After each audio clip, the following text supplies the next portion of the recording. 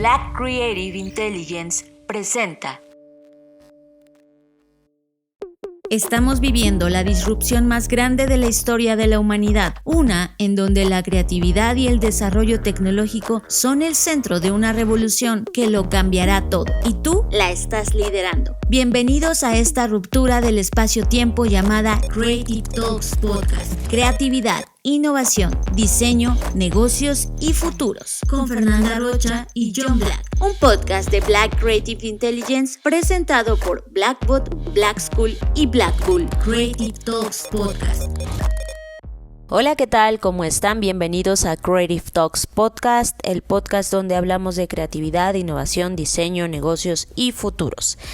Esta semana todavía seguimos en esta latitud y esta frecuencia de espacio-tiempo llamada Bogotá, Colombia. Y como cada semana me acompaña John Black. Hola Fernanda Rocha, hola tú que estás escuchando este podcast. Pues sí, estamos todavía en estos días finales en Bogotá, donde hemos podido caminar por sus calles, ir a sus museos, probar su comida. Ahora sí sintiendo la cultura bogotana de Colombia justo en esta recepción que nos ha dado y la verdad aprendiendo cosas increíbles. Gracias por estar en esta línea del tiempo y bienvenido a este podcast llamado Creative Talks Podcast. Tema de la semana. Este es el tema que nos robó totalmente la atención. Tema de la semana en Creative Talks Podcast. Esta semana publicamos en Black Creative Intelligence o en la BCI o en blackci.rocks un artículo sobre un tema que yo he estado explorando los últimos meses. Y es un tema que me ha dado vueltas a tal grado que ya comencé de manera formal a darle una estructura, si bien por un lado académica en cuanto a referencias, buscar trabajos anteriores que han hablado de ese mismo tema, y por otro lado desarrollar una nueva hipótesis al respecto. Y estoy hablando de el diseño en general, y estoy comenzando a explorar un tema al que he decidido llamarle diseño reflexivo, que a diferencia de otros autores que han explorado, por ejemplo, temas como diseño crítico o pensamiento crítico desde el diseño, etcétera, yo me estoy yendo más bien hacia un lado que explora una alternativa de cómo los procesos de diseño se llevan a cabo dentro de las organizaciones o las instituciones, y de todo esto que hemos creado, que al final del día, nos cueste aceptarlo o no, nos ha traído hasta acá, con sus cosas buenas y sus cosas malas. Y el diseño reflexivo es una hipótesis, es un postulado que yo estoy haciendo como a manera de antítesis de lo que hoy hemos hecho con el diseño o de lo que el diseño ha hecho con nosotros y por nosotros. Y dentro de los grandes temas que abordo dentro de este gran tema de diseño reflexivo, en lo que me quiero concentrar el día de hoy en este episodio es en la estandarización a la que nos ha llevado el diseño actual contra la diversificación, que es lo que propongo desde el diseño reflexivo, ¿vale? Entonces, cuando hablo de la estandarización, me viene a la mente cualquier cosa que hoy volteemos a ver, sobre todo después de estos viajes que hemos estado haciendo. Me doy cuenta que aunque son culturas distintas, creencias distintas, que tienen cánones, orígenes, etcétera, distintos, y que por supuesto hay algunos puntos en los que coinciden, pero a pesar de que a veces desde Latinoamérica creemos que en Europa están más avanzados en ciertas cosas y que incluso en Europa creen que nosotros estamos más retrasados en otras, etcétera, hay muchos más puntos en común de lo que creemos, y esos puntos en común tienen que ver con la homogenización y la estandarización que el diseño ha hecho. Voy a poner un ejemplo. Cuando nosotros nos movemos de ciudad en ciudad, hay varias cosas que tocamos en estos ciudades, ¿no? Primero, en el lugar en el que nos vamos a hospedar, que procuramos que siempre esté en un punto que nos permita explorar el corazón de esa ciudad. Y pues inevitablemente Airbnb es una de esas opciones que consultamos para ver qué está pasando y dónde hospedarnos, etcétera. Cuando te metes a Airbnb, no importa en qué parte del mundo estés buscando un departamento, sobre todo departamentos, porque por supuesto están estas cosas de renta la mansión en Francia y pues no hablo de ese tipo de experiencias, sino de cualquier departamento, te vas a dar cuenta que todos lucen exactamente igual. Es como si hubiese habido un diseño Airbnb que, no sé cómo decirlo, que como una ola o como un tsunami atrapó a todos los departamentos, ¿no? Y hablo de estas formas de paredes blancas, maderas en bruto, cafeteras Nespresso, sillas de cierto estilo, ladrillo desnudo, estanterías abiertas, bombillas o focos tipo Edison, ¿no? O sea, y no importa si lo buscas en Bogotá, si lo buscas en Barcelona, si lo buscas en Francia, si lo buscas, hay un cierto estilo que ya empapó a toda esta, digamos en este caso, en esta plataforma. Y ahí yo comencé a explorar y dije, wow, pareciera que hay un estilo internacional de Airbnb, que no importa en dónde estés, todo luce exactamente igual. Pero cuando volteamos a ver los vehículos, ¿no? O los automóviles, que incluso ya ha habido autores que han hecho análisis muy a profundidad sobre cómo todos los modelos de vehículos son exactamente iguales, ¿no? No importa si son de lujo o si son de una marca u otra, ¿no? Podríamos poner un Hyundai, podríamos poner un BMW, podríamos poner un Volvo, un Nissan, lo que sea, y vamos a ver que si los ponemos todos en una misma escala de color, por ejemplo, puros coches blancos, te vas a dar cuenta que son exactamente iguales. Hay pocas diferencias y sé que hay quien va a decir, no, pero es que el confort, no estoy hablando de eso, estoy hablando de la estética, de cómo lucen. Y no hay diferencia, o sea, me encanta una imagen que hizo un autor que se llama Adrian Hamflet, que él analizó un montón de vehículos y se ven exactamente iguales. Entonces tú no sabrías distinguir cuál es de cuál marca o cuál es cuál modelo, porque todos parece que son exactamente el mismo vehículo. Y así sucesivamente, si analizamos, por ejemplo, los estilos de fotografía que se suben a Instagram, que pareciera que son como un reflejo individual, ¿no? Donde, pues es una fotografía que yo subo de mí mismo o mí misma, pues te vas a dar cuenta que son exactamente iguales, ¿no? Y sobre todo las fotos de turistas o de vacacionar, pues parece que hay un template en el cual todos se basan y se tienen que tomar fotos de la misma manera. Y eso lo podemos llevar a todo, o sea, a cómo están organizados hoy en los centros comerciales los artículos de belleza o todo este tema de cuidado de la piel. A las portadas de los libros cuando entras a cualquier librería son muy parecidas, incluso hay como temporadas en las que parece que una palabra está de moda. Por ejemplo, me acuerdo cuando salió el libro de El sutil arte de que todo te importa una mierda, hubo en esa misma ola un montón de libros que tenían la palabra fuck, ¿no? Find your fuck yeah, fuck it, unfuckology, no sé, como que, y ya en eso me doy cuenta. Por un lado dices, bueno, es grato darte cuenta que incluso a nivel global tenemos puntos en común y que nos parecemos en un montón de cosas, etcétera. Pero por la parte de diseño, entiendo que de todo esto el diseño es responsable.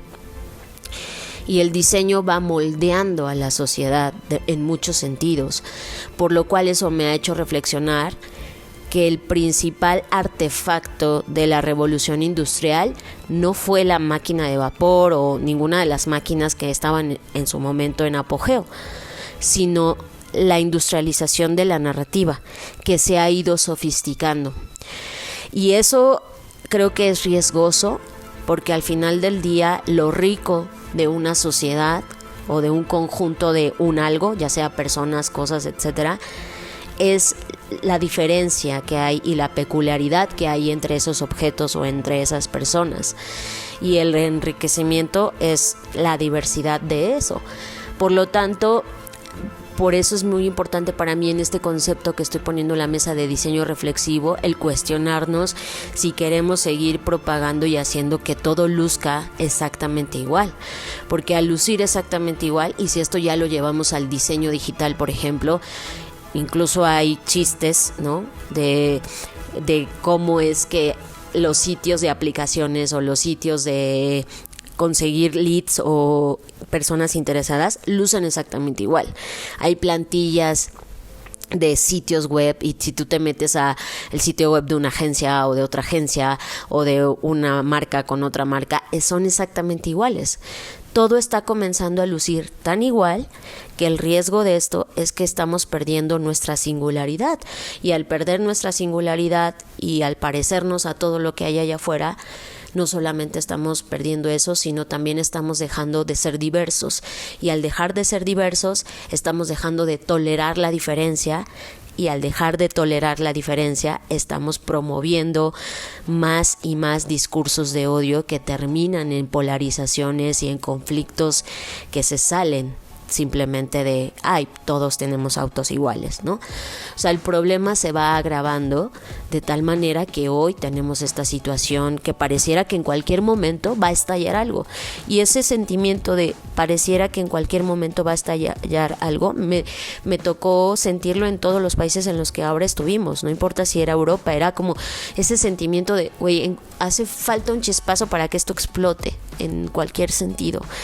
Por eso es que para mí es muy importante que reflexionemos sobre esta estandarización que está en cualquier lugar al que voltees a ver, y comencemos a cuestionar si queremos seguir propagándola. Y este punto de vista tuyo, Fer, es un punto de vista no popular en el mundo del diseño hoy, ¿no? Hoy toda la conversación se está yendo sobre abrazar, después de que durante 2 décadas o casi 3 estuvo ahí toda esta filosofía de UX, UI, CX, VX, todo este tema de estandarización de la experiencia, donde la usabilidad era importante, donde las interfaces son importantes, donde al final ponen al ser humano en el centro. Eso ha venido pasando los últimos casi 30 años de actividad de diseño profesional, pero al final, Fer, todo al final tiene que ver con la rentabilidad de los usuarios principales. Y ojo, los usuarios principales no son las personas que utilizan ese artefacto o diseño, son los dueños de las compañías. O sea, al final del día es, a ver, tú me pones una interfase de una computadora con un teclado y de repente volteas a ver a todas las compañías que hay de tecnología y son exactamente la misma cosa. Igual en el interior es tecnología distinta, una matriz, una filosofía distinta de cómo se hace el performance, pero la interfase es idéntica. Lo mismo con la interfase de los autos, lo mismo con cómo lucen los Airbnbs. Ayer hacíamos un ejercicio que fue como la parte principal por la cual dije, voilà, aquí hay algo que defender. Si bien la interfase de llegada es una pantalla donde compraste los boletos de avión, la misma interfase que ahora está en Airbnb, que ves en cualquier otro sitio, la misma interfase de habitación de hotel y de cómo funciona el hotel o el Airbnb en su diseño interior, pero salir a la calle, ver donde esas reglas no están aplicadas, es donde realmente te das cuenta lo que está pasando en términos culturales en ese lugar. Fuera de lo artificial de la estética de diseño en la cual hoy se ha concentrado y ojo, se ha comenzado a replicar. O sea, hoy veo a todos los CX boys decir, claro, centrado en el humano, sin siquiera haberlo razonado. Es como, a ver, chicos, razonen qué significa centrado en el humano y no repliquen por replicar. Utilicen y entiendan el concepto centrado en el humano y ver en dónde nos ha llevado esto centrado en lo humano en los últimos 30 años, cuando la humanidad o el humano no es lo más importante de este planeta. Por lo tanto, ahí hay una idea de centrado en la vida. 2. En este ejercicio de la calle, porque como tú mencionas, Fer, donde llegamos, procuramos estar en el epicentro de la vida de ese lugar, y donde inclusive hay un factor de riesgo, donde alguien normal que fuera explorando un lugar no se metería, y nosotros sí nos metemos y nos sentamos y observamos y somos parte. De cada, 200 personas que pasaban enfrente de nosotros, podría haber sido diseñado robots bajo el mismo modelo. Visten igual, compran la misma ropa, los mismos tenis, los mismos lugares, pero de repente ves a una persona distinta pasar, que está rompiendo los estándares de esa unicidad, de esa estandarización, y es que dices, wow, ahí se nota una diferencia. Pero por ende, esa persona, una entre 200, si no es que una entre 300 de las personas que observamos en calle, sí marca una pauta. Inclusive hay cierta agresividad contra esa persona por lucir distinto.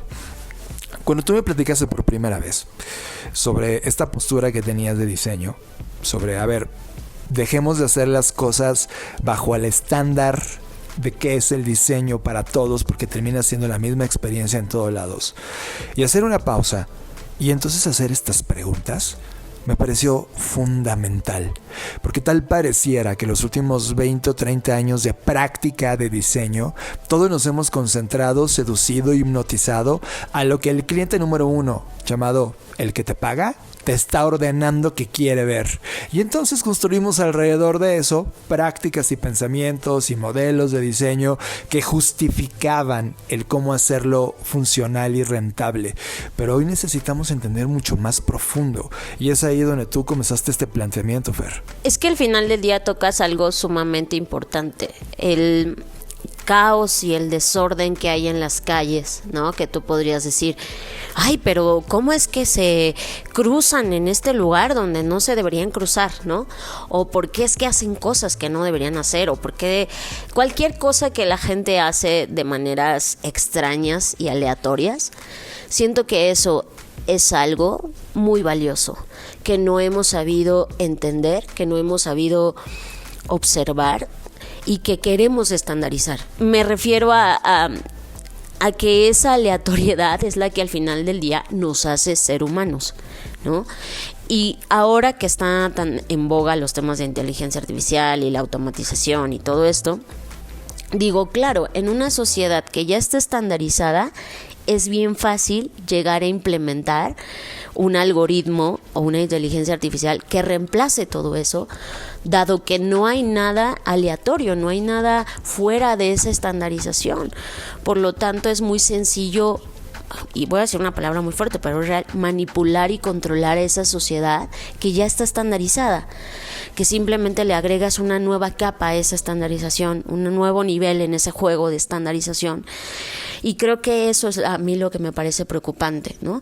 Y vamos desde cosas simples, o sea, insisto, tú ves los interiores de nuestras casas, los edificios donde vivimos, los edificios donde trabajamos, el tipo de auto que conducimos, como ya lo dijimos, el tipo de películas, los contenidos que consumimos, todo se está pareciendo tanto entre sí que para mí no es lo malo que se parezca, es como, claro, Fer, porque imagínate hacer 10,000 modelos de botellas distintas para tomar agua. Sí, sé que hay ciertas cosas que requieren estándares y me queda claro, pero eso no significa que la estandarización tenga que ser en todo, porque entonces, ¿en qué momento nos vamos a dedicar realmente a vivir y a hacer cosas que nadie espera que hagamos? Si todo va a estar como en un libreto dado y tienes que hacer esto y esto y esto y esto y esto, y al final del día, más que un ser humano, te conviertes en un robot siguiendo instrucciones en un manual y además haciendo una cámara de eco de cosas diciéndote que eso está bien, ¿no? Dándote como estas palmadas en la espalda de, claro, estoy bien porque en esta reverberancia de estandarización, los estímulos que recibo en la televisión, en redes sociales, me dicen que eso está bien. Y si yo no logro obtener esos estándares, entonces estoy mal. Y eso es lo que me preocupa. Y voy a poner el ejemplo de ahorita lo que pasó con Karol G, ¿no? Que le toman esta serie de fotografías para la revista GQ y ella dice, oye, yo no soy esa persona que está en la portada. O sea, me pusiste tanto Photoshop, me arreglaste tanto como lo que está fuera de los estándares que hiciste que dejara de ser yo. O sea, ya no soy yo. Y ella sale a reclamar y decir, no estoy de acuerdo con estas fotografías, estoy promoviendo yo la belleza natural, y salen con que me van a estandarizar y me van a poner como si fuera una modelo ultra top, ¿no? Y eso es lo importante. O sea, decir, oye, no importa si no eres el estándar de esto y tienes el cuerpo perfecto, eso no te hace estar mal.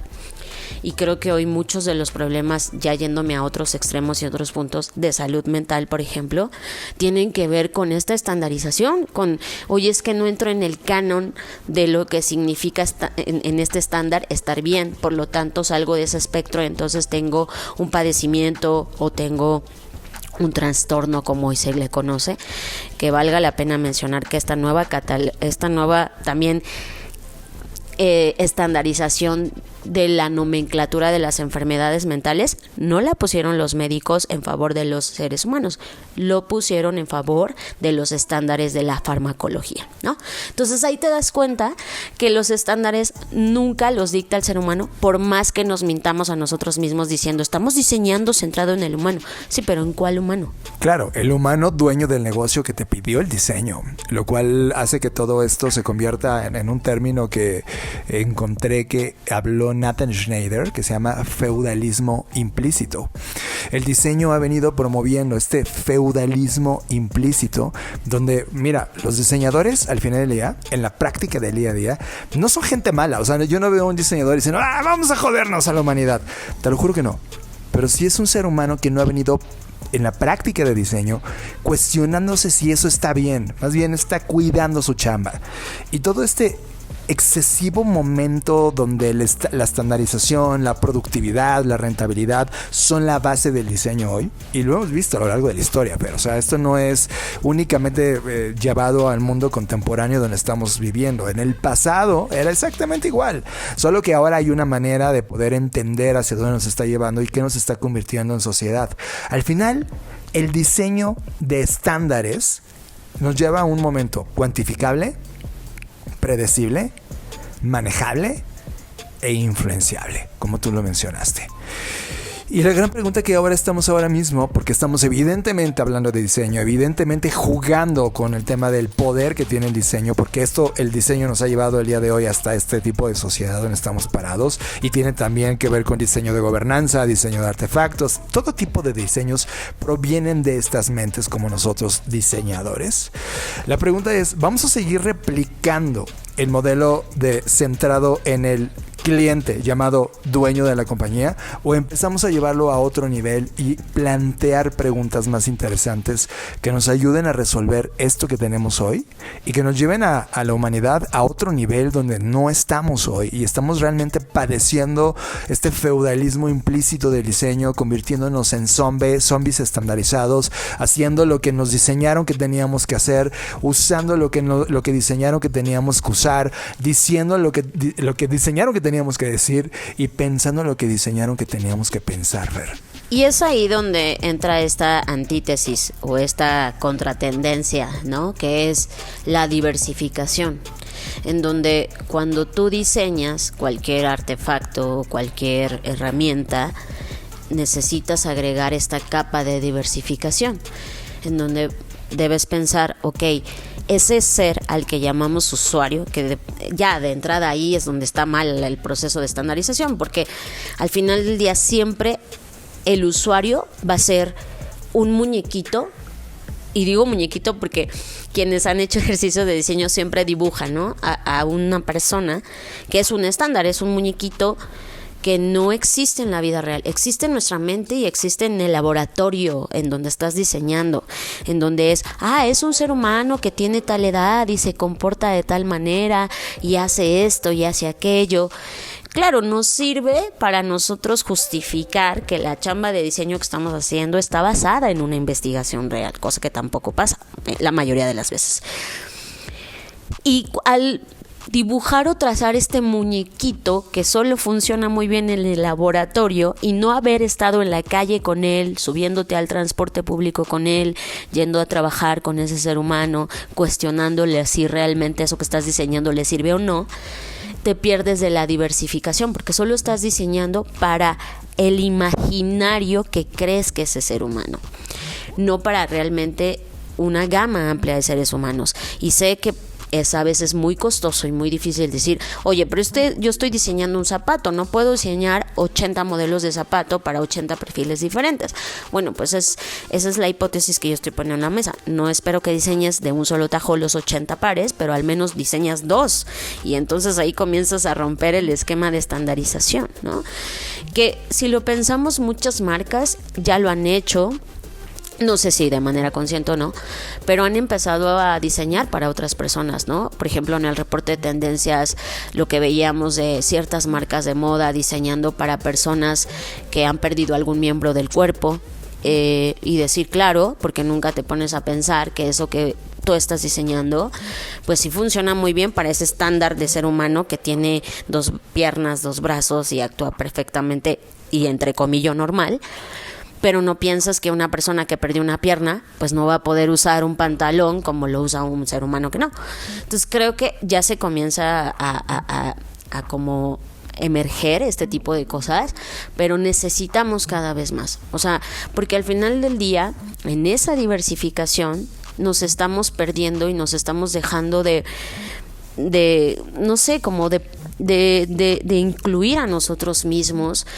Y al final yo pienso, imaginemos que no hacemos nada, ¿cuál va a ser el ser humano en 100 años? O sea, me aterra la idea de pensar que es un mundo en donde todo mundo luce igual y donde, o sea, como si fuera un ejército militar, ¿saben? Así donde todos marchan y se mueven al unísono y hacen las mismas cosas y obedecen órdenes. Eso me aterra. Esa imagen para mí sí es apocalíptica, el que todos seamos iguales. Y eso me aterra, y me aterra a tal nivel que ahora yo en mis propios procesos de diseño estoy comenzando a meter esta vértice y obligarme de cierta manera y provocarme de cierta manera, decir, a ver, ¿vas a diseñar esto? Ok, funciona muy bien para el humano promedio, pero ¿qué hay más? ¿Qué hay más allá? ¿Me recuerdas a una película que cuando era niño, no tan niño, ya tenía como mis 12, algo así? Habría que ver históricamente exactamente el año, pero ¿te acuerdas de Box? ¿Cómo le pusieron en español? ¿Bichitos? ¿Bichos? Ah, sí.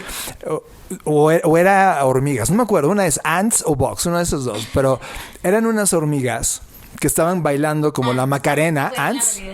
Sí. Fue en la película de hormigas, sí. Y ves que estaban bailando como algo que era como la Macarena, ¿no? Que en ese momento estaba muy de moda. Pero todos lucían igual, bailando igual. Y él se preguntaba, ¿ves cómo bailan? Igual. ¿Por qué no se mueven distinto? Y entonces él comienza como a bailar como si estuviera sonando jazz. Entonces todo el mundo alrededor ve el cambio y nota la diferencia y entonces eso crea algo. Esa película inclusive fue casi vetada, casi la sacan del cine por estar promoviendo estos pensamientos insurgentes, ¿sabes? ¡Qué pandilla de inútiles! Zombies sin cerebro capitulando ante la opresión del sistema. Pero cuando vamos al museo, Fer, cuando te das cuenta de los artefactos que sobreviven en los museos el día de hoy, te das cuenta que no están sobreviviendo artefactos industrializados. Son artefactos que fueron construidos mano con la mano, uno a uno, para las personas que lo estaban utilizando, con materiales que sobreviven el tiempo, con una filosofía distinta más allá de solo la productividad y el que eso costara barato para producir millones en una línea de producción, sino para realmente acompañarte en una línea de tiempo la más larga posible. Hemos estado tratando de hablar cada vez más de la palabra originalidad, Fer. Entendida la originalidad no como algo único, sino como algo que regresa al origen. Y creo que mucho de lo que hoy tenemos como conocimiento humano y sobre todo en la práctica de diseño y la creatividad, tenemos que regresar al origen. Claro, el mundo me va a decir, John, eso va a hacer que las cosas cuesten mucho más caro. Pues sí, pero haz las cuentas. Te compras unos tenis, lo que te cueste, y te dura ¿cuánto? ¿1 año o 2 años en un performance duro? ¿En un performance de usar como una vez cada 3 días, como debería ser? ¿O diario? No te dura ni 1 año. Antes los tenis duraban muchísimo más y se construían con otros estándares casi artesanales. Hay que regresar al origen. Creo que muchos de estos problemas que hoy tenemos, una vez que ya jugamos la hipótesis de la industrialización del diseño, tenemos que regresar a entender los orígenes y hacer que el diseño se vuelva original, pero sin perder todo el conocimiento que tenemos el día de hoy sobre lo que hicimos mal y que podemos hacer bien.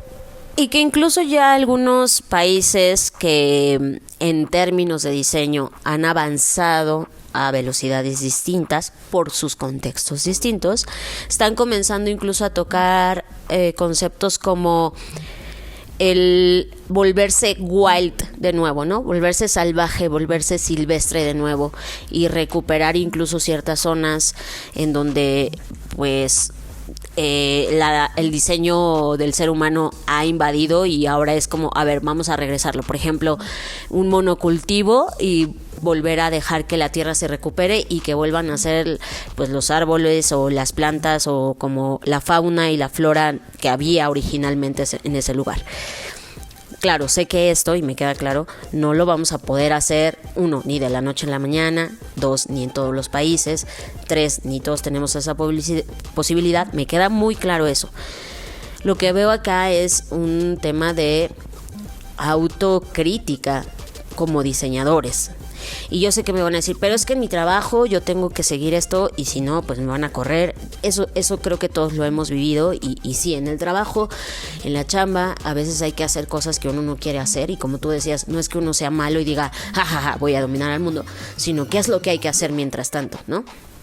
Pero creo que también la ventaja de ser diseñadores o dedicarnos a las disciplinas creativas es que siempre puedes hacer cosas que no necesariamente son de la chamba formal, ¿no? Es decir, tenemos este permiso, si lo queremos ver así, que lo deberíamos tener todos los seres humanos, pero creo que está mucho más inmerso en la industria creativa, que es el cuando tú haces cosas para ti. Y creo que ahí es donde está esta posibilidad de jugar, ¿no? De decir, bueno, nadie me está pagando por hacer un diseño diverso, Fer, pero ¿qué pasa si tú haces un ejercicio, un caso de estudio, te metes a uno de estos concursos que se abren intentando resolver problemas en el mundo y propones estas ideas que entonces sí tienen que ver con la diversidad y no con la estandarización, ¿no? Que al final del día, cuando tú sales a la calle, a la vida real, por llamarla de alguna manera, te das cuenta que no estamos, o sea, afortunadamente, estandarizados todavía en nuestros comportamientos, en nuestra forma de actuar, en nuestra forma de vestir, de andar, de creer. Hay ciertas cosas que nos unen, ¿no? Por ejemplo, ahorita que nos tocó estar acá la Semana Santa, bueno, se entiende que hay una fiesta, o no es una fiesta, es una conmemoración que nace de la religión católica, etcétera, y que eso pues es otro de los estándares que está en el mundo. Pero fuera de eso, me tocó ver gente que hace y piensa y actúa y camina y se expresa de maneras totalmente distintas, incluso dentro de Colombia, ¿no? Está diferentes acentos si vas a Medellín, a Cali, y eso me encanta, esa diversificación que hay de un mismo idioma, que es el castellano, ¿no? El español. Entonces, creo que en eso tendríamos que pensar, en no deberíamos dejar que el diseño siga estandarizando todo, porque al final el riesgo que corremos es olvidar eso que nos hacía genuinos, que nos hacía distintos, que nos hacía seres humanos. Y creo que este miedo que tenemos sobre es que la inteligencia artificial nos va a quitar el trabajo, lo que sea, sí es fundamentado si seguimos promoviendo esta estandarización. Tú lo mencionaste, si tú ya eres un robot, te va a quitar el trabajo un robot. Es decir, si tú ya eres estandarizable, la facilidad en la cual te van a reemplazar es de un algoritmo, es facilísimo. Eso me lleva a un momento hipotético, Fer, porque mira, estamos viviendo en un momento donde las transformaciones están ocurriendo ya sin permiso, sin pedir permiso a una velocidad brutal. Y de repente me voy para atrás en la historia y trato de ponerme en los zapatos de Henry Ford. Yo no sé si tú lo habías totalmente conceptualizado, pero la ciudad como lucen hoy, las ciudades como lucen hoy, fue gracias a este hombre. Y no porque haya sido un arquitecto, sino porque estandarizó un modelo de producción. Él en su momento, en el momento de vida que tuvo, dijo, a ver, ¿qué cosas vienen ocurriendo en el pasado? Y evidentemente venían varias revoluciones industriales previas. Y de repente se dio cuenta que había un momento de la historia donde podía conectar poblaciones a través de un artefacto llamado vehículo. Solo que ese vehículo, él no podía, en el momento industrial que él estaba viviendo, no podía llevarlo a un nivel de masividad porque era tremendamente costoso, todo era artesanal. Así que decidió estandarizar el modelo de producción, estandarizar los autos y lanzó estos autos que conocemos el día de hoy. Y gracias a esta estandarización, el mundo que tenemos hoy fue afectado por este hombre. Afectado y beneficiado. Hoy tienes un auto, hoy te transportas y la revolución Ford ocurrió. Hay una frase que quiero leer explícitamente sobre Henry Ford, en donde dice, si le hubiera preguntado a la gente qué es lo que querían, me hubieran contestado que querían caballos más veloces. Y de repente nuestras clases de innovación, y es algo que estamos haciendo todo el tiempo, y nos dicen, John, danos la fórmula, por favor. Y uno de los temas importantes es, por supuesto, voltear a ver a las personas, empezar a entender qué están usando, cuáles son sus problemas, cuáles son estas cosas que queremos resolver. Eso te das cuenta que no necesariamente viene de la parte de innovación, viene de los datos reflejados por las personas, sino de la síntesis que tú tuviste al momento que se te ocurrió algo, una respuesta, un artefacto, un modelo, cualquier cosa que nos ayudara a resolver este problema. ¿Qué hizo muy mal Ford? Que a la hora que creó ese artefacto, este modelo industrial de producción de autos, nunca se preguntó, y ahí es donde entra tu diseño reflexivo, Fer, y lo pongo como una idea de, ¿lo estoy entendiendo bien?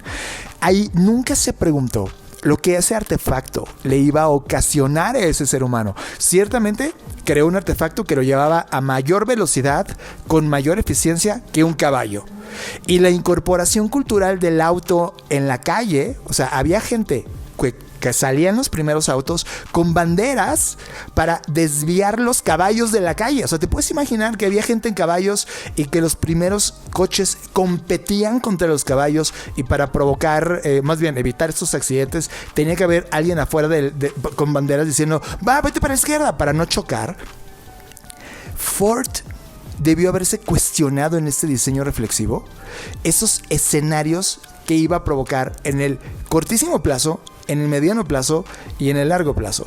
En el mediano plazo, el origen de las ciudades como tenemos. En el largo plazo, el cuestionamiento de la eficiencia energética de los autos, provocando ahora este CO2 que está contaminando el medio ambiente y provocando el calentamiento.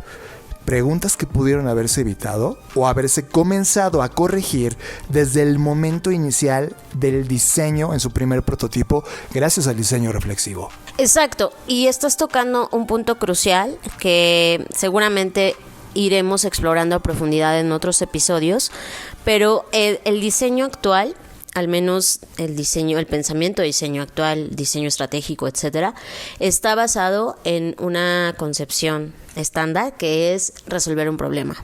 Y ahí es donde dices, bueno, un problema para quién, y ahí es donde entra lo que Ford decía. Bueno, si yo le hubiera preguntado a la gente, pues ellos no tenían en ese momento ese problema porque no habían imaginado un auto, puesto que nunca lo habían visto. Eso me queda claro.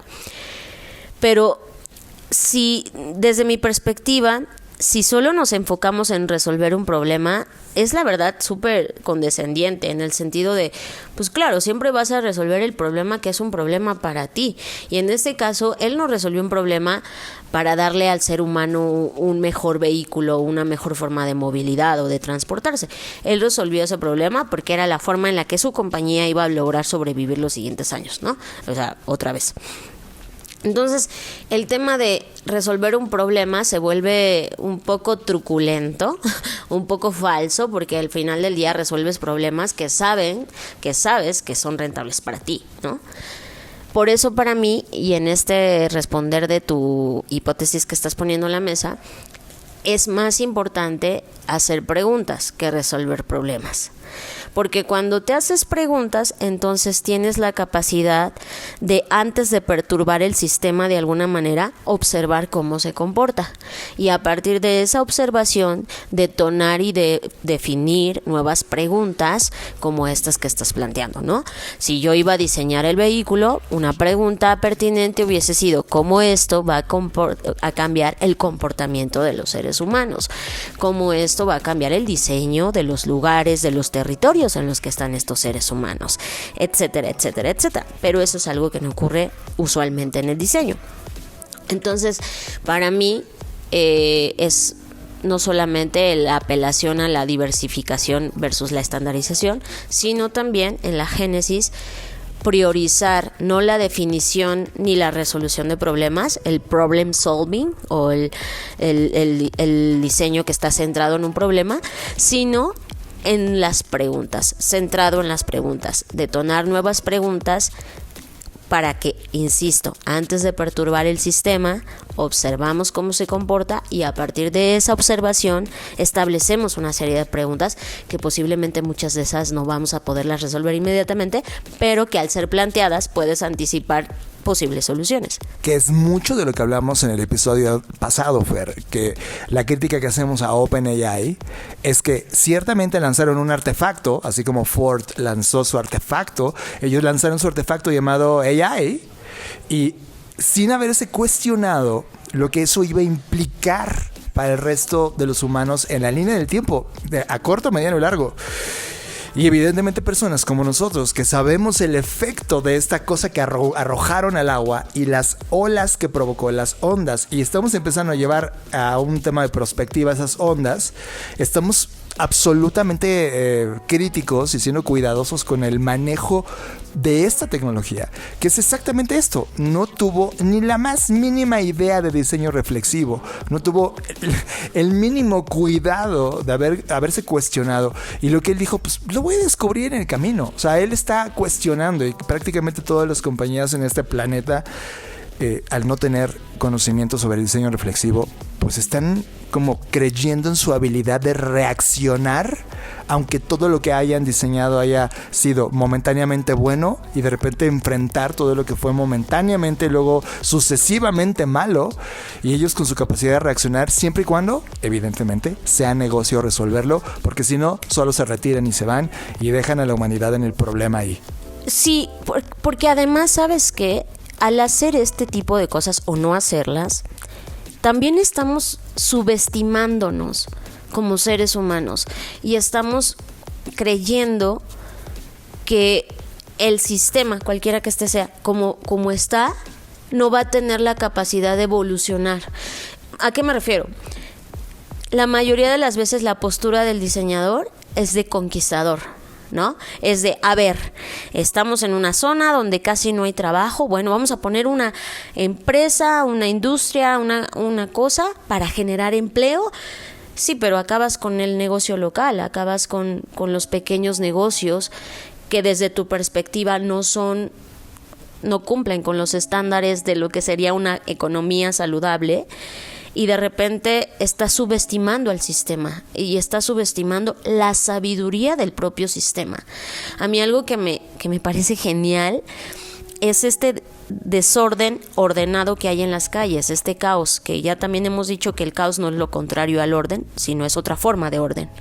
Entonces, este caos me encanta porque no tiene bueno, sí la tiene, pero si la usamos con la teoría de los sistemas tiene una explicación, pero a simple vista pareciera no tener una explicación. Y aún así hay una sabiduría en ese sistema, donde la gente sin hablar, sin decirse nada, se pone de acuerdo para cruzar una calle, ¿no? Sin chocar.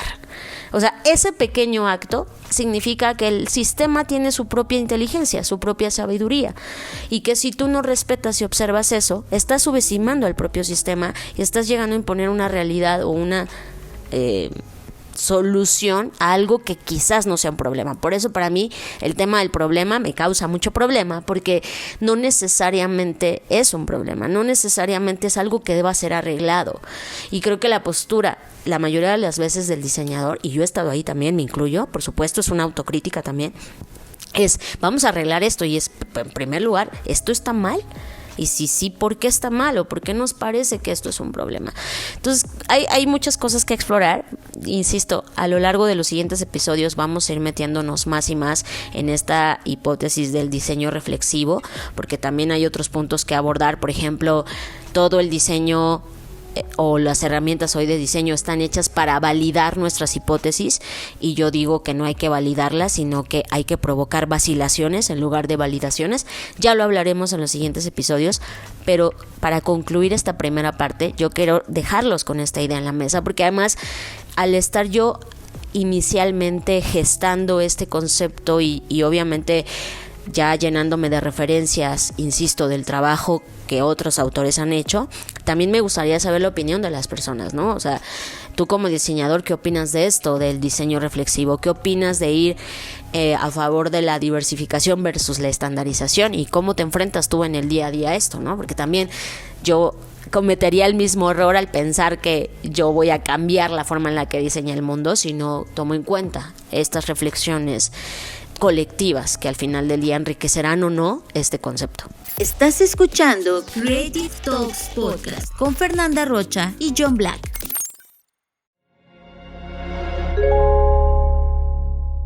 Querido Futuro es un diálogo con el futuro, sí, pero con el futuro no crean que el que viene en 300 años, no, con el futuro que está aquí ya muy cerquita y que me está retando todo el tiempo. Yo, que soy Gabriela Márquez. Que ya hay gente que te vende una línea celular de bovino inmortalizada. Ahora se utiliza inteligencia artificial para decidir qué candidatos vamos a entrevistar, qué candidatos no vamos a entrevistar. Así que en este podcast vamos a retarnos mutuamente. Yo le voy a hacer preguntas a ese futuro sobre tantas cosas que se están transformando frente a nuestros ojos y que a veces no nos detenemos tantito simplemente a entenderlas. Cómo funcionan estas sustancias y cómo podríamos aplicarlas a los trastornos mentales. Querido Futuro es un podcast producido por Radiopolis Podcast, en exclusiva para Podimo, la principal plataforma de podcast y audiolibros en español. Los espero pronto. Querido Futuro, con Gabriela Barkentin. Media. Todos los contenidos que estamos consumiendo, series, videos, podcasts, música, películas, documentales. Media. In Creative Talks Podcast.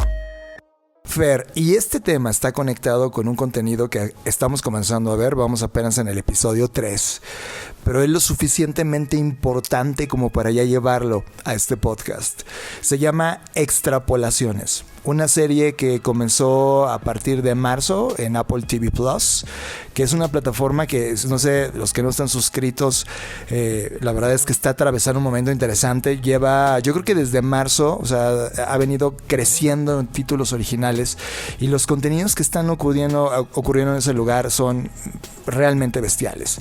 Extrapolaciones es una serie de ficción, claramente por eso la seleccionamos y la vimos, en donde nos lleva a través de 8 capítulos a 8 escenarios en distintas líneas del tiempo, Fer, y está totalmente unida al pensamiento que tú estás haciendo con el diseño reflexivo. Bueno, a ver, vamos a plantear un poco los antecedentes del creador de Extrapolaciones, porque tiene cola que le pisen, como se dice coloquialmente, para bien, ¿no?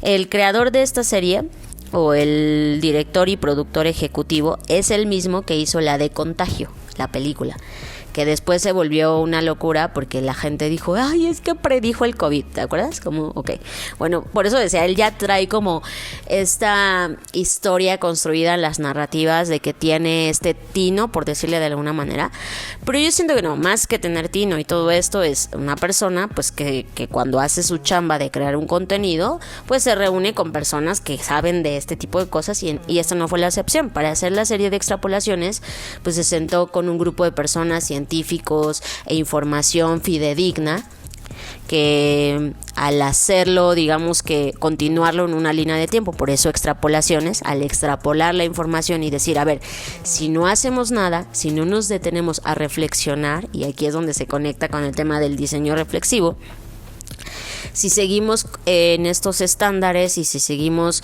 consumiendo como consumimos y haciendo las mismas cosas que hemos venido haciendo hasta ahora, bueno, van a suceder una serie de eventos desafortunados porque los datos nos indican, extrapolándolos, que hacia allá vamos a ir, ¿no? Y en estos 8 episodios van avanzando en la línea de tiempo. Empieza en un año y luego va avanzando. No hay digamos, un patrón, no es como que va de 10 en 10. Y a través de 8 episodios que van avanzando por años, por ejemplo, el primero empieza en 2037, luego va a 2046, luego 2047, luego 2059, etcétera, te va diciendo cómo se va agravando más la situación, ¿no? Y empieza, sin hacer spoilers, empieza, por ejemplo, con un tema de qué pasa con el agua, en todo sentido, ¿no?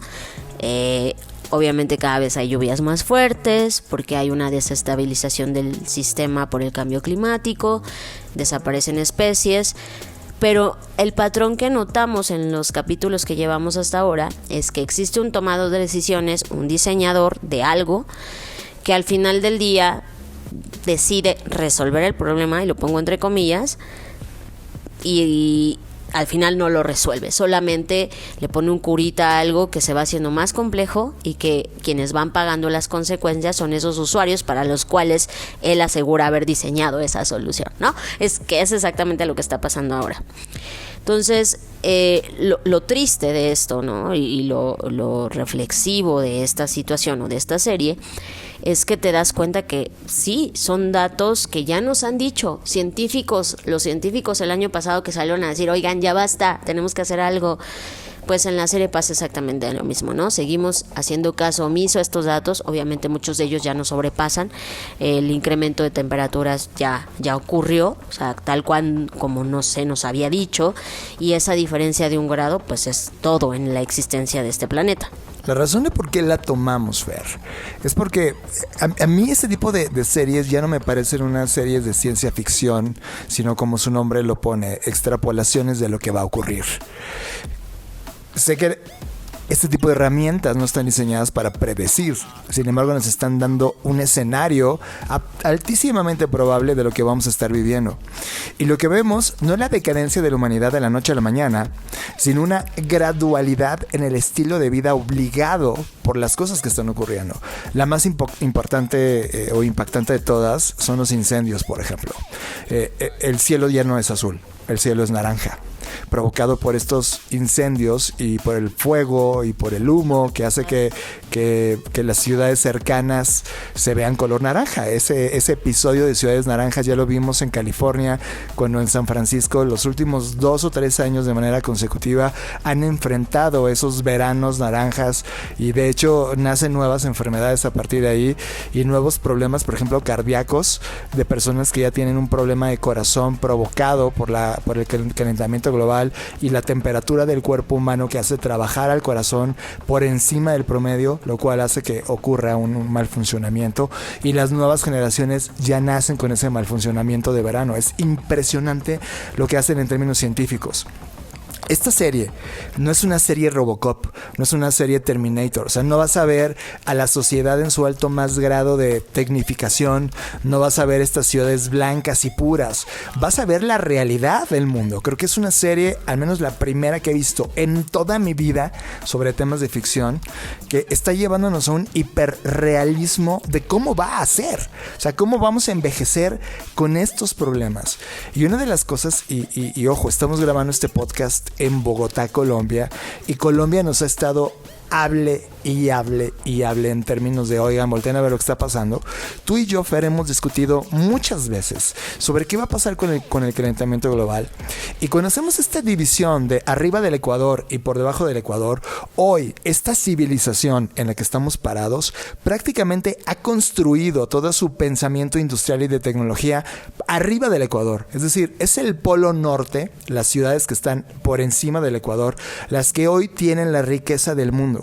Y en este escenario estamos empezando a ver cómo las economías comienzan a moverse por debajo del Ecuador. Es decir, ciudades o países como Colombia, ciudades como Bogotá, por ejemplo, comienzan a ser las nuevas mecas, porque es el único lugar, o de los únicos lugares en el planeta en donde hay cierto oxígeno para respirar en términos de humanidad por el contexto ambiental en el cual están envueltos. Eso no significa que están exentos. Alrededor hay incendios que evidentemente están siendo controlados, pero es en esos lugares donde les permiten a los científicos estar para poder desarrollar sus investigaciones, para poder financiar y obtener recursos de las cosas que ahora necesitan rescatarse. Extrapolaciones me parece, Fer, una de las series que, ojo, estamos en el capítulo número 3, pero que creo que van a marcar un hito, y si no se entiende en esta línea del tiempo, lo van a terminar entendiendo en las siguientes 2 o 3, cuando el problema sea idéntico, cuando abras la ventana y sea exactamente lo que estábamos viendo en la serie, lo que está ocurriendo en el mundo real. Y la cosa que me vuelve loco, Fer, es la cantidad de personas que se sumaron a este proyecto. O sea, de repente ver a Meryl Streep, Tobey Maguire, Marion Cotillard, Matthew Rhys, Edward Norton, en fin, hay una cantidad brutal de actores que, más allá de dedicar su pasión artística a una serie que puede ser masivamente importante, se sumaron porque cada uno de ellos, al entrevistarlos, dijeron: esto es un eco, es nuestro aporte desde el lado de profesión que tenemos, de decir, esto es importante y necesitamos contar esta narrativa, porque una frase que tú y yo estamos seguros, Fer, es que somos las narrativas que nos contamos. Sí, y ahora que estuvimos en el museo de aquí de Colombia, había una frase que decía, más allá de somos las historias que nos contamos, decía, somos a lo que le ponemos atención. Y es verdad, ¿no? En donde concentras tu atención, concentras tu energía, por lo tanto concentras tu tiempo, y eso de manera colectiva se convierte en una realidad o en una situación llevada a la realidad. Mira, no sé ya a estas alturas qué tan potente sea o no una historia como estas, ¿sabes? Siento que hemos estado tan expuestos a tanto contenido tan sorprendente en términos de sus efectos especiales y de todo, que ya no nos sorprende nada. Entonces como que decimos, el cambio climático, ¿sabes? Qué bonita historia. Ay, no, le faltó más acción, o sea, más bombas, ¿no? O sea, me da tristeza decirlo, pero siento que estamos en esa situación en donde ya no nos, o sea, no sé si ya no nos satisface ese tipo de ficción.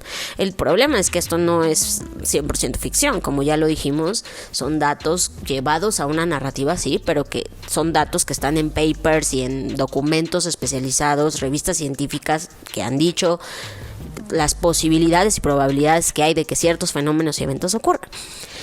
Pero espero que sí haya personas a las que esto les haga reflexionar, sobre todo a los tomadores de decisiones, porque lo platicaba con Johnny, no quiero desalentar a nadie ni mucho menos, pero sí te das cuenta que a lo largo de la historia el poder ha estado concentrado en un porcentaje muy pequeño, en el 1%, ¿no? Y ese 1% pues no necesariamente está preocupado por los problemas del otro 99%.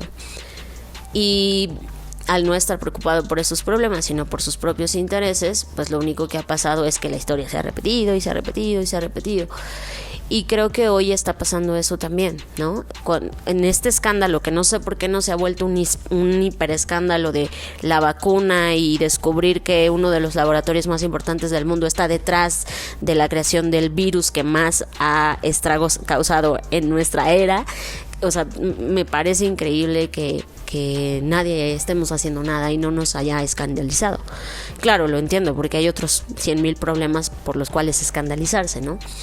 Pero insisto, espero que esto haga resonar de alguna manera y cambiar de alguna forma lo que hacemos, porque si bien lo que podemos hacer de manera individual puede, por supuesto, incidir, pues nada puede incidir tanto como el incidir en esos tomadores de decisiones, ¿no? Que son quienes realmente tienen la infraestructura, el poder, el potencial, los medios de comunicación para ocasionar realmente un cambio. Y ahora bien, tristemente, esto que mencionabas, o sea, yo estoy o estamos por volver a Querétaro, donde las temperaturas cada vez son más graves. O sea, no es un tema de, bueno, pasó en Estados Unidos o pasa en otras partes del mundo. Está pasando, en este caso, en nuestra propia casa, ¿no? Donde ya eso está generando problemas de infraestructura de las casas, etcétera. Entonces, estamos ahí. O sea, no es como, va a pasar. Estamos viendo lo que está pasando y nos estamos cocinando a fuego lento. Y como dices tú, las catástrofes no es que van a pasar de un día para otro. Algunas sí, por supuesto, los huracanes, etcétera. Pero todo está yéndose a la mierda en cámara lenta. Y eso me aterra, ¿sabes? Que no, como está pasando de manera tan gradual, no nos estamos dando cuenta de eso. Y no nos estamos conectando, Fer. O sea, estamos aquí en Bogotá, pero al mismo tiempo estamos... yo ya tengo todos los días, cuando me levanto, tengo todos los contenidos, más allá de la información, estoy metiéndome a los reportes de clima de todos lados, ¿no? Y de repente te das cuenta que Ciudad de México está a 29, 30 grados y que se levantó la alerta amarilla de calor. Querétaro está por encima de los 30 grados. De repente hay un incendio en la central de abastos en la Ciudad de México que está ligada evidentemente a estos temas. Si bien un chispazo o lo que haya sido la provocación del incendio fue lo que detona, pero era un lugar donde había maderas secas, entonces eso hizo que por la temperatura la hidratación fuera mínima, entonces desató un incendio. O sea, todo esto está conectado. ¿Qué te va a volver interesante? Te va a llamar mucho la atención, Fer, que Scott Burns, que es la persona que mencionaste ahorita, que es el director, es el escritor, es el showrunner y el productor ejecutivo del proyecto. O sea, es como... él considera que esto es un proyecto que necesita hacerse por la relevancia del momento en el que estamos, y se le unen personas que te van a reventar la cabeza. Dorothy Fotherberry, quien es la persona que escribió y produjo The Handmaid's Tale, se unió a este proyecto, y también no solamente por el tema de lo que significaba para sus carreras hacer algo así, sino por el statement que están tratando de lograr con este proyecto. Tenemos a ambos en unas conversaciones que sostuvo Jonathan Blumber, y los dejamos con ellas. Initially, we actually were going to make something that might have felt a little bit more like Black Mirror and more like an anthology. But as we started to work on it, it became interesting to contemplate, what if you had a character who did something in one episode, but then you came back and saw them 20 years later and they had to live with the consequences of it. Yeah. Or a character like Tahar Rahim's character, who we see get born in the pilot, and we see what sort of life he's lived when we catch up with him in episode 6. So the idea of being able to bring these people back and see what a life looks like in a world that's being changed in terms of climate was very exciting to us as storytellers. Before any scripts were written, there was a writer's room that began with just listening to experts. So climate scientists,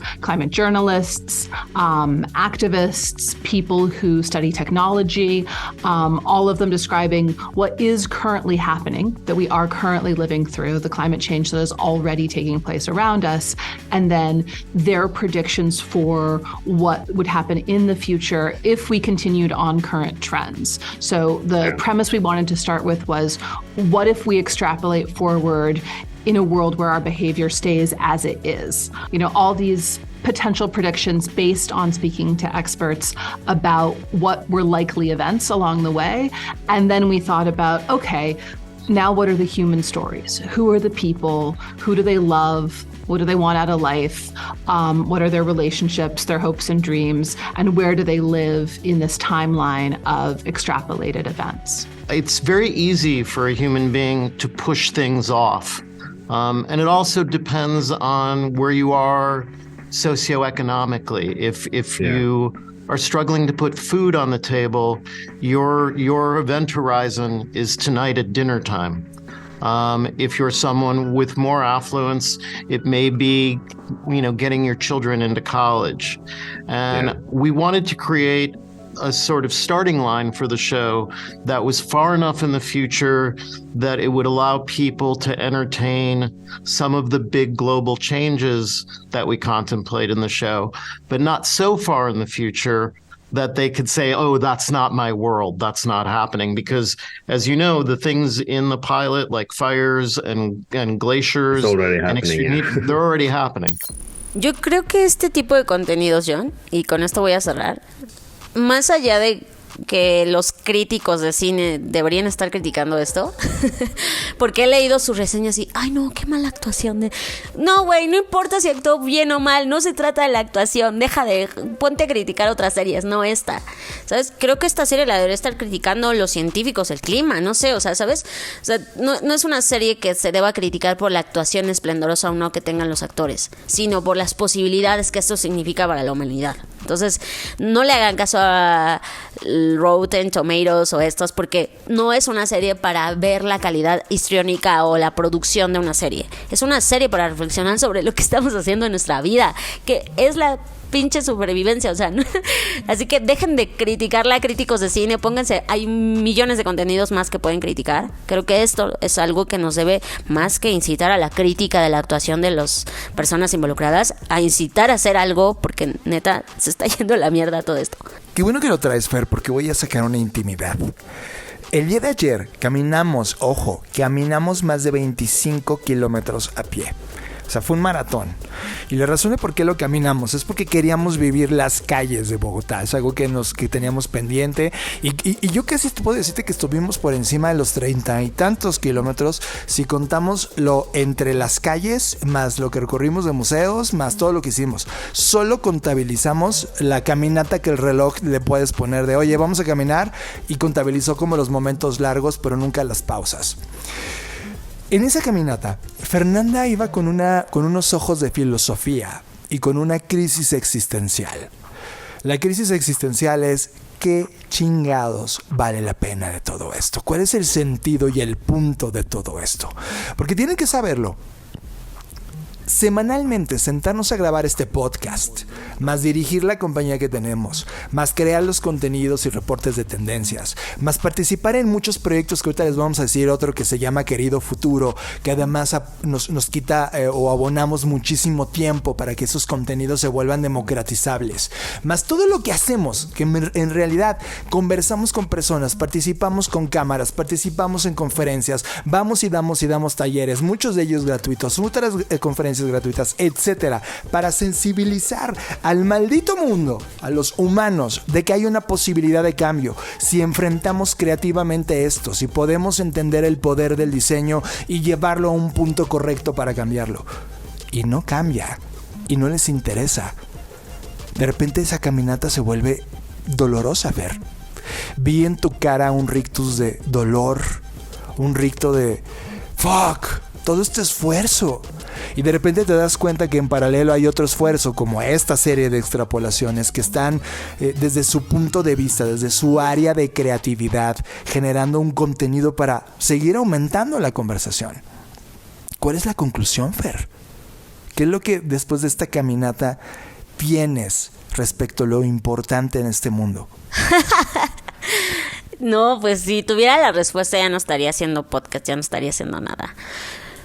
Creo que, bueno, en primer lugar, o sea, digo, sé que lo estás no dramatizando, pero lo estás describiendo conforme tus ojos lo vieron, ¿no? Que no significa que es exactamente como yo lo estaba sintiendo.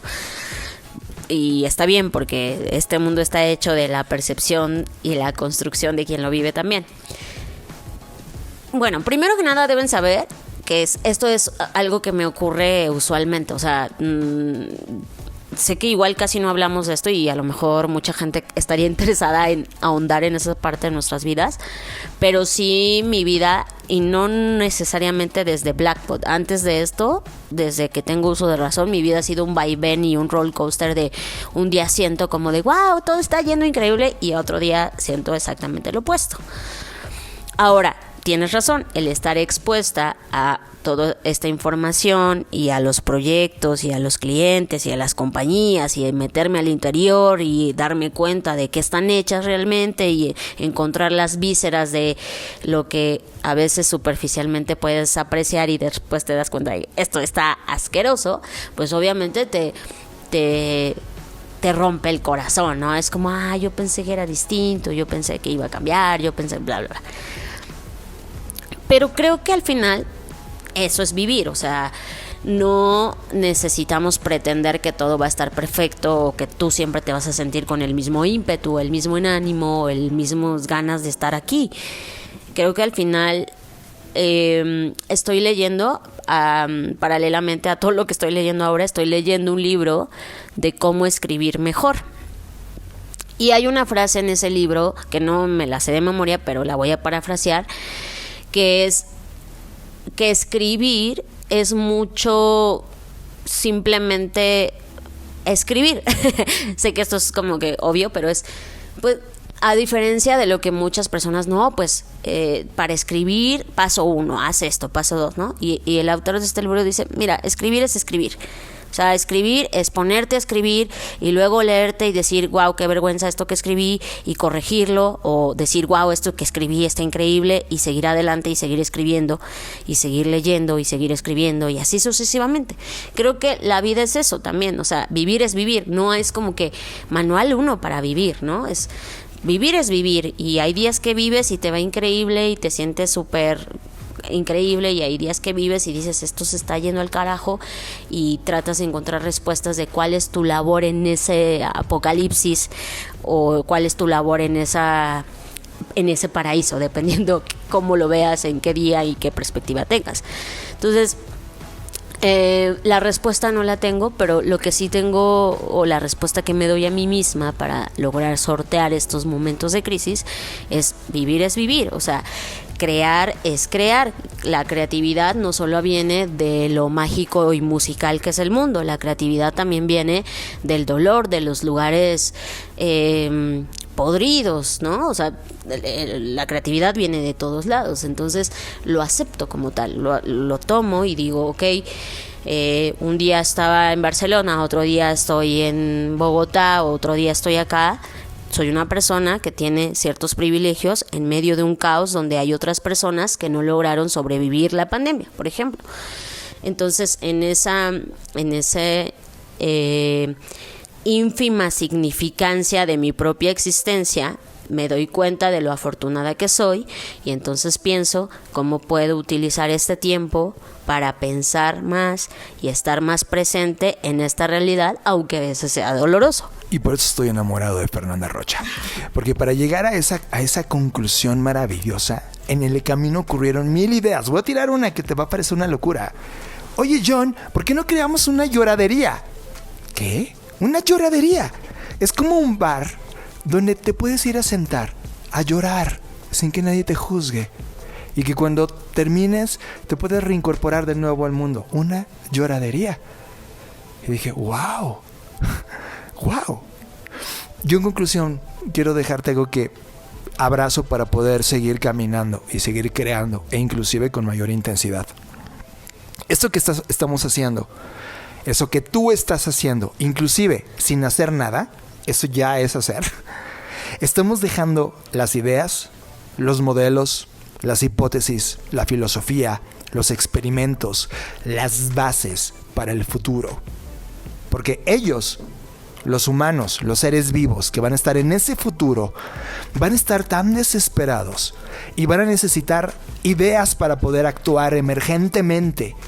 Y nosotros ahora, en este pasado para ellos, no estamos desesperados. Tenemos todavía tiempo para pensar. Ellos solo tienen tiempo para actuar. Estás escuchando Creative Talks Podcast con Fernanda Rocha y John Black. Si usted quiere patrocinar el proyecto de la lloradería, no, bueno, como esas siempre son miles de ideas que muchas de ellas nunca ven la luz. Quizá debería ser más estructurada y ordenada en publicarlas para que alguien más con el potencial, el tiempo y el dinero pueda llevarlas a cabo. Pero estas pequeñas cosas que a veces pongo en la mesa, estas provocaciones, pues son como eso, ¿no? O sea, al final del día no pretendo tener la razón, no quiero tenerla. De hecho, el otro día alguien me preguntaba que cuál era mi mayor miedo, y creo que mi mayor miedo es un día querer tener la razón. Porque creo que en el momento que quieres eso, ya valiste gorro. O sea, es como ya se acabó tu vida, ¿no? Y ojalá nunca me pase. Y ojalá si me pasa siempre tenga gente que me ame lo suficiente para decírmelo y me diga, oye, estás cayendo en esto, ¿no? Pero lo que quiero decirles es que hacer este podcast es sumamente grato por esa razón, porque nos hace reflexionar sobre muchas cosas, y también por eso nos encanta cuando ustedes nos contestan algo o nos ponen en redes sociales o nos mandan un mensaje. No saben lo significativo que es, justo por eso, porque es como hay alguien allá afuera sintiéndose igual o sintiendo lo mismo, pensando cosas parecidas o incluso lo contrario, ¿no? Pensando cosas totalmente distintas, y eso siempre es enriquecedor. Así que como cada episodio, muchas gracias, y gracias por aguantar siempre, porque sé que escuchar este podcast no es algo sencillo. A veces yo me cuestiono si yo fuera espectador o audiencia de este propio podcast, siento que lo escucharía por partes, no me atrevería a escucharlo en una sola sentada, porque a veces es muy duro. Pero gracias por estar acá y gracias porque, es algo que casi no nos gusta comentar porque no estamos concentrados en eso, pero sí es que es verdad que a partir de que empezamos a profundizar más en estos temas, hemos tenido más reproducciones, más gente siguiéndonos, y pues eso es gracias a ustedes, ¿no? Porque también el que ustedes nos compartan con los demás, es decir, que hablen de este podcast con más personas, y que no sé qué está pasando, con el algoritmo, porque no estamos concentrados en eso, pero algo está pasando distinto, que estamos teniendo más personas y que bueno, nos da gusto. Igual no es, a lo mejor ni siquiera se debe al podcast, se debe más que nada a la preocupación que tiene la gente, ¿no? De encontrar alguna respuesta, y si es así, pues también estamos agradecidos.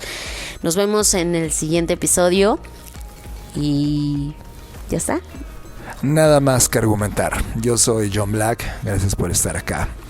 Y los voy a dejar con una frase de José Alberto Mujica Cordano, que Fernando también me pasó antes de grabar el podcast, y le puso play y lo escuché y le dije, esto tiene que entrar para la parte final. También conocido como Pepe Mujica, el cual fue un guerrillero de esta zona del continente, Fer, en Uruguay, y fue el presidente número 40 de Uruguay entre 2010 y 2015, y integró el Movimiento de Liberación Nacional Tupamaros. La vida no es solo trabajar. Hay que dejarle un buen capítulo para la locura que tenga cada uno. Sos libre cuando gastas tiempo de tu vida en cosas que a ti te motivan, que te gustan. Que a uno puede ser jugar al fútbol, otro pescar, otro investigar una molécula, otro el arte, qué sé yo. Somos distintos. Pero tener una causa, tener una pasión que... Y eso lleva tiempo. Es una filosofía de la vida. La filosofía no está de moda porque no se cobra. Pero hay demasiada infelicidad en el mundo. No solo pobreza. Hay pobreza acá. Y en el alma. Para sentir las cosas hay que dedicarles tiempo también. Y el problema, ¿en qué gastas el tiempo de tu vida? ¿En qué gastas el milagro de haber nacido? Si no te haces la pregunta, no te preocupes. El mercado se va a encargar y te vas a pasar toda la vida pagando cuentas y comprando cosas y pa, hasta que seas un viejo destruido. Y tú no compras con plata. Compras con el tiempo de tu vida que gastaste para tener esa plata. Pero el tiempo de la vida no se repone. La vida es una aventura. Nos vemos en el futuro. Escuchaste Creative Talks Podcast con Fernanda Rocha y John Black, un podcast de Black Creative Intelligence, presentado por Blackbot, Black School y Black Bull. Nos vemos en el futuro. Black Creative Intelligence presentó